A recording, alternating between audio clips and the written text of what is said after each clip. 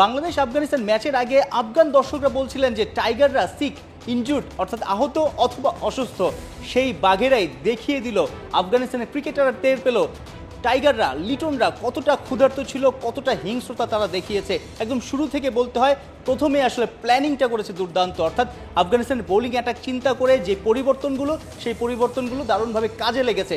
শুরুতেই তানজিদ তামিম এবং সাইফ হাসান একদম নতুন ওপেনিং পেয়ার, তারা কিন্তু ক্লিক করেছে, অর্থাৎ পাওয়ার প্লেতে 59 রান, যেটা একটা দারুণ মোমেন্টাম দিয়েছে টিম বাংলাদেশকে।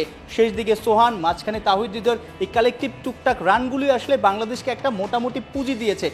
যেই পুঁজিটা আসলে 154 রান মনে হচ্ছিল যে এই উইকেটের জন্য মনে হয় কম বা 15 রান শর্ট, কিন্তু এই উইকেটটা যেহেতু একটু লো, একটু স্পিন ফেভারেবল বা স্পিনটা ধরছে, সেটাই আসলে বাংলাদেশকে আপার হ্যান্ডে রেখেছে। এই জায়গাটাতে আসলে ফুল মার্কস, লেটার মার্কস দিতে হয় নাসুম আহমেদকে।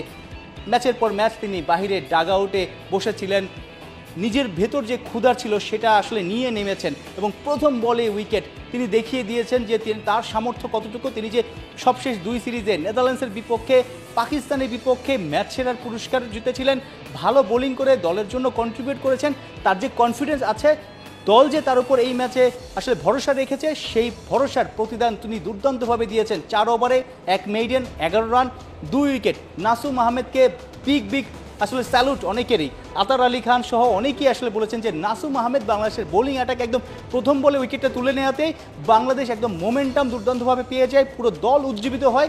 পরবর্তীতে আমরা দেখেছি শুধু নাসুম নয়, রিশাদও যিনি চাপে ছিলেন, অর্থাৎ স্পিনাররা এই পিচে অবশ্যই একটু সুবিধা তো ডেফিনেটলি আছে, সেটা স্পিনাররা জানে, তবে লাইন লেন্থ, তাদের যে নার্ভটা ধরে রাখা, চাপকে তুড়ি মেরে উড়িয়ে দিয়ে কারণ লাইন লেন্থে বোলিং করে রিশাদও দেখিয়ে দিয়েছেন, তিনিও 2 উইকেট তুলে নিয়েছেন। নাসুমকে দারুণ সঙ্গ দিয়ে প্রতিটা মুহূর্তে বাংলাদেশকে ম্যাচে রাখার ক্ষেত্রে 2 স্পিনার দারুণ অবদান রেখেছে। মুস্তাফিজ, তাসকিন দুজনের প্রশংসা আসলে করতেই হয়, কারণ তারা তো সিজন ক্যাম্পেইনার, তারা এক্সপেরিয়েন্স ক্যাম্পেইনার, তারা জানেন, তারা দেশে বিদেশে এরকম অনেক ম্যাচে বাংলাদেশের জয় অবদান রেখেছেন। বাংলাদেশকে আপার হ্যান্ডে রাখার ক্ষেত্রে তাদের বোলিংটা দারুণ ভূমিকা পালন করেছে। Taskin 2 wicket, Mustafiz 3 wicket. মুস্তাফিজের কাটার স্লোয়ার যে কোনো পিচে, যে কোনো প্রতিপক্ষের জন্যই আসলে ভয়ঙ্কর বিষয়, অর্থাৎ কালেকটিভ একটা পারফরমেন্স। বোলাররা যেভাবে ছন্দময় বোলিং করেছেন, বাংলাদেশ 8 রানে জিতেছে। মূল কথা, বাংলাদেশ এখনও এশিয়া কাপে টিকে আছে, সমীকরণে টিকে আছে। তবে একটা বিষয় আসলে যেটা টেনশনে ফেলেছে সবাইকে, যে 5th বোলার কে হবে, সেই জায়গাটাতে শামীম এবং সাইফ তারা আসলে 5th বোলিং অপশনের যে 4 ওভারের কোটা সেটা পূরণ করেছেন, কিন্তু সেটাতে আসলে বাংলাদেশ কিন্তু একটা বড় ধাক্কা খেয়েছে।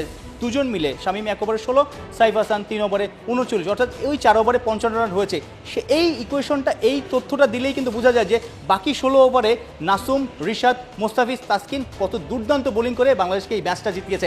এখন সবাই চেয়ে থাকবে, তাকিয়ে থাকবে 18 তারিখ এই আবুধাবিতে শ্রীলঙ্কা আফগানিস্তান ম্যাচে। সেই জায়গাটাতে শ্রীলঙ্কা যদি জিতে যায়, গ্রুপ চ্যাম্পিয়ন হয়ে যাবে তারা, বাংলাদেশ দ্বিতীয় দল হয়ে সুপার 4-এ উঠে যাবে। আর আফগানিস্তান যদি জিতে, তাহলে আফগানিস্তান, শ্রীলঙ্কা, বাংলাদেশ 3 দলেরই 4 পয়েন্ট করে হবে। তখন রান রেটের ইকুয়েশন হবে। রান রেটে বাংলাদেশ এখনও মাইনাসে আছে, বাংলাদেশ পিছিয়ে আছে। তবে শ্রীলঙ্কা যদি বড় ব্যবধানে হারে, সেক্ষেত্রে বাংলাদেশের সম্ভাবনা খুলবে। তবে সবচেয়ে সহজ উপায় বাংলাদেশের আসলে সুপার 4-এ যাওয়ার, বাংলাদেশের সবাই হয়তো দোয়া করবে, প্রার্থনা করবে, শ্রীলঙ্কাকে সাপোর্ট করবে। শ্রীলঙ্কা যদি জিতে যায়, তাহলে বাংলাদেশও সুপার 4-এ খেলতে পারবে। আদারওয়াইজ বাংলাদেশকে হয়তো 2 দিন পর বাড়ির পথ ধরতে হবে। সাইফুল রূপক, 71, আবুধাবি, সংযুক্ত আরব আমিরাত।